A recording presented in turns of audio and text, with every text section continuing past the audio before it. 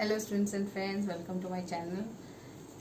Again, thankful you are watching, subscribing and supporting my channel. And please all of you, please press the icon bell for my new video. Okay.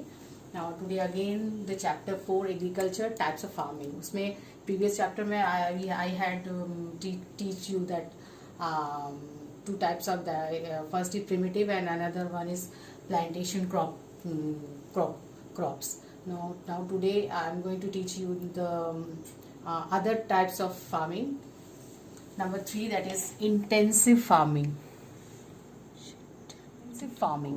Number 3 is intensive farming. This types of farming is practiced in area of high population pressure on land.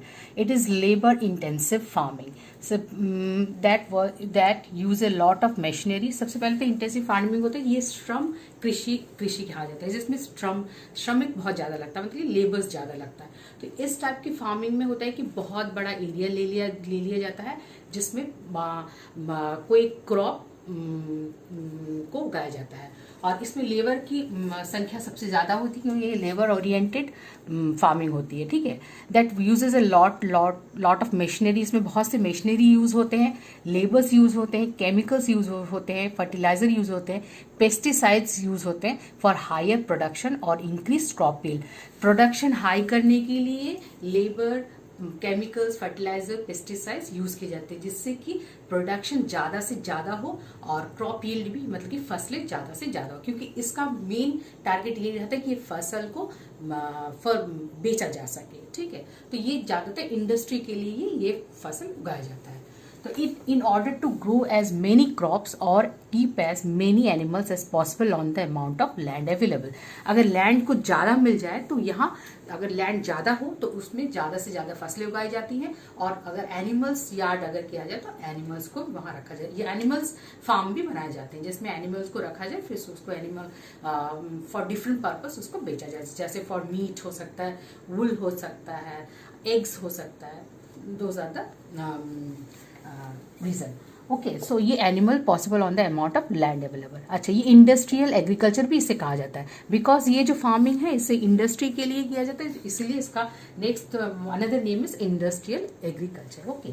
So it is generally only done for the profit. ये profit के लिए ज़्यादातर ये फसलें उगाई जाती हैं, क्योंकि ये फसलों को हम लोग को बेचना पड़ता है, जिससे कि हम मनी अर्न कर सकें या फिर इसके बदले में कोई और दूसरा चीज़ हम खरीद सकें. अच्छा, फॉर एग्जांपल ये क्रॉप्स जैसे कौन कौन से इंटेंसिव फार्मिंग में होते हैं, जैसे वीट, राइस, मेज, बार्ली, फ्लोरा भी बहुत प्रकार के बहुत से फूल होते हैं जो कि उसको कल्टीवेशन करा जाता है, जिससे ऑर्चर्ड वगैरह जिसको कहते हैं, वो कल्टीवेशन एक फार्म में होता है. ऑर्चर्ड यार्ड जिसको कहते हैं, उसमें बहुत प्रकार के फूल, फ्लावर्स कल्टीवेशन में किया जाता है, जिससे कि उसे बेचा जा सके. तो not only the crops, flora, जैसे फ्लोरा मतलब फ्लावर्स भी होते हैं, और इसके साथ एनिमल्स भी होते हैं. Animals like chicken, pigs, cow, Turkey, ships and horse. तो ये फार्म में इनको फार्मिंग किया जाता है, जिससे कि इनको बेचा जा सके for different purpose. Okay. Now what are the state the intensive farmings are going on. For example in India, Punjab, Rajasthan, some part of Rajasthan, Uttar Pradesh, Madhya Pradesh, West Bengal, Kerala, Tamil Nadu and coastal Andhra Pradesh. ठीक है. तो this are the states in which the intensive farmings are going on.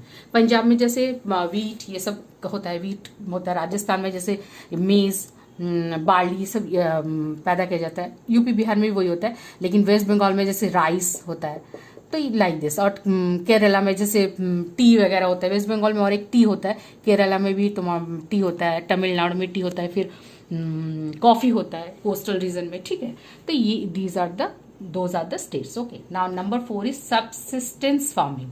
Subsistence farming जो है ये is a growing food for your own and your family direct consumption. मतलब क्या होता है, subsistence farming वो होता है जो फूड ग्रोइंग करते हैं अपने कंजम्पशन, मतलब अपने उपयोग के लिए जो फसलें उगाई जाती है उसे सबसिस्टेंस फार्मिंग कहा जाता है. तो सबसिस्टेंस मतलब होता है कि निर्वाह खेती, मतलब कि जीविका निर्वाह करने के लिए जितना कुछ लगता है बस उससे उतना ही पैदा किया जाता है. तो ये ज्यादातर प्रिमिटिव फार्मिंग भी इसे कहा जाता है, क्योंकि इसमें पुराने जो ओल्ड मेथड यूज किए जाते हैं, और उसके बहुत से रीजन ये भी हम लोग थोड़ा पढ़ लेते हैं. ठीक है. योर फैमिली डायरेक्ट कंजम्पशन, अपनी फैमिली के लिए और अपने कुछ परिवार के लोगों या कुछ किसान एक साथ मिलके जो फार्मिंग करते हैं उसे सब्सिस्टेंस फार्मिंग कहा जाता है। अच्छा, लाइक जैसे बैक गार्ड में हम वेजिटेबल्स लगाते हैं, गार्डन्स लगाते हैं, फ्रूट्स लगाते हैं, राइस भी कल्टीवेट कर सकते हैं, एंड एनिमल एज वेल। छोटा छोटा हम लोग जैसे कुछ बकरी पाल लेते हैं, कुछ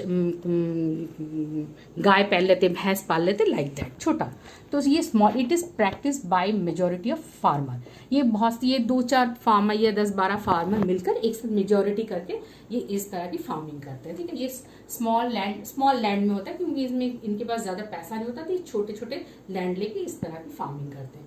तो जितना जरूरत है सिर्फ उतना, निर्वाह खेती भी इसे कहा जाता है, मतलब जितना की जरूरत है बस उतना खेती है, विदाउट एनी सरप्लस। इसको बेचने के लिए ये फसलें नहीं उगाया जाता, ये जस्ट अपने यूज के लिए ही ये इस तरह की फसलें हो, जिसको सबसिस्टेंस फार्मिंग कहते हैं, ठीक है। यूजेस ऑफ प्रिमिटिव टूल, यानी पुराने औजार ही इसमें यूज होता है। The farmer do not use fertiliser and high yielding seed as they are poor. ये जो फार्मर जो इस तरह की फसलें करते हैं सबसिस्टेंस, उसमें पुराने औजार यूज करते हैं, और इसमें वो ज्यादा फर्टिलाइजर भी यूज नहीं कर पाते और ना ही हाई यील्डिंग सीड्स यूज कर पाते, बिकॉज क्योंकि वो ज्यादातर गरीब होते हैं, ठीक है। तो ये सबसिस्टेंस फार्मिंग है, जो कि छोटे 2-4 या एक छोटा सा गांव या छोटा गांव या 10-12 फार्मर मिलके एक साथ परिवार के लिए और अपने लिए इस तरह की खेती करते हैं। तो ये कुछ स्टेट्स हैं जहाँ ज्यादातर होता है। वैसे zooming in north east states of Assam में होता है, मेघालय, मिजोरम, नागालैंड, पामोलो डिस्ट्रिक्ट ऑफ मणिपुर में होता है, बस्तर छत्तीसगढ़ में, और अंडमान निकोबार आइलैंड में भी होता है, ठीक है। तो ये छोटा फार्मिंग होता है और इसमें पैसे की कम लगती है, पैसे के लिए नहीं, अपने कंज्यूम के लिए इस तरह की फार्मिंग की जाती है, ठीक है। Now number 5 is commercial farming. Commercial मतलब ये होता है कि जब आप किसी की फार्मिंग कर रहे हैं, उसके बदले में आपको पैसे, मतलब उसको आपको बेचना पड़ता है, कमर्शियल करना पड़ता है, मतलब बेच रहे हो उसके लिए, उसको आपको उस तरह की फार्मिंग करना, तो इस तरह की फार्मिंग को कमर्शियल फार्मिंग कहा जाता है। So what is commercial farming? Commercial farming is a type of farming in which crops are grown for commercial use only, for selling purpose only. ये कमर्शियल के लिए यूज है, और ऐसा क्रॉप फार्मिंग किया जाता है जिसको कि हम बेच सके, सेलिंग पर्पस ओनली, जिसको बेचने के लिए हम लोग वो पैदा करते हैं, ठीक है। A large capital land and large amount of labour is required.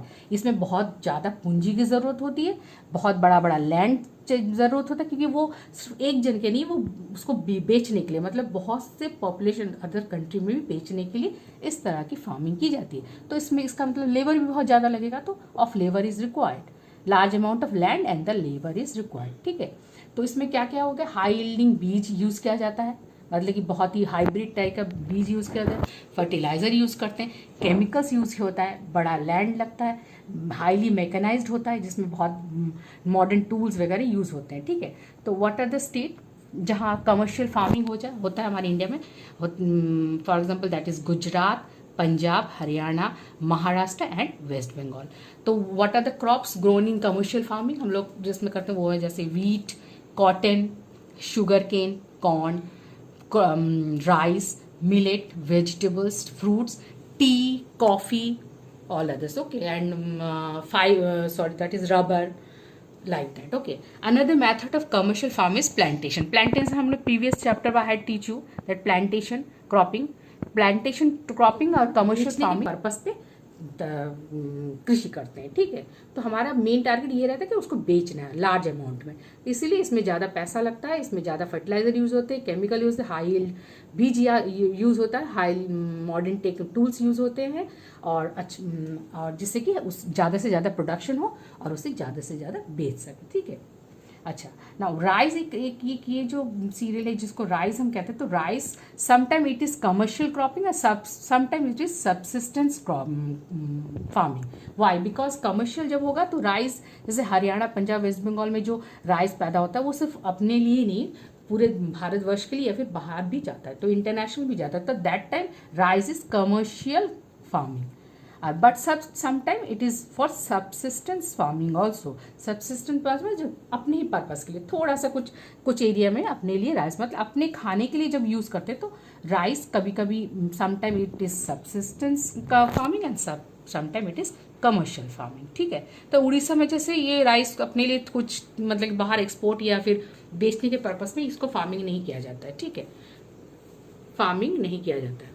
तो ये जो कमर्शियल में है तो हरियाणा, पंजाब और वेस्ट बंगाल में तो राइस की जो प्रोडक्शन वो कमर्शियल फार्मिंग हो जाती है, और जब उड़ीसा वगैरह, उड़ीसा और छोटे छोटे जो डिस्ट्रिक्ट है, छोटे से स्टेट में राइस सब अब सिर्फ अपने लिए जब प्रोडक्शन में करता है तो उसे सबसिस्टेंस फार्मिंग कहा जाता है। तो राइस ऐसा एक क्रॉप है जो कि कमर्शियल में भी होता है, इंटेंसिव में भी होता है, सबसिस्टेंस फार्मिंग में भी आता है।